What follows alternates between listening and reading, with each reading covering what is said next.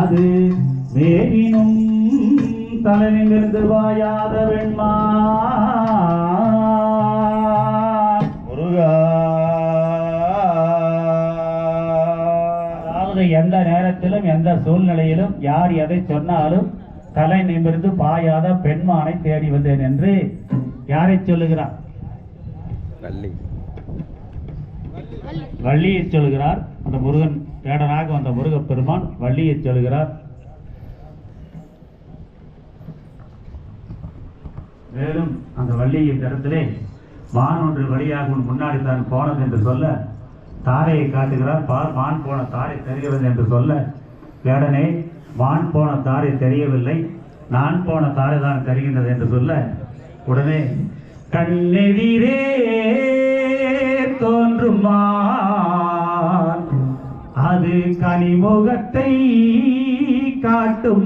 காட்டுமான் இன்று வரை காட்டில் வாடுமான் அது இனிய குரலில் பேசி மகிழுமான் கண்ணெதிரே தோன்றுமான் அது கனிமுகத்தை காட்டுமான் கால்களோ ரெண்டுடையமான் கனத்த இதயம் கொண்ட கலைமான் நெற்றியிலே பொட்டுடையமான்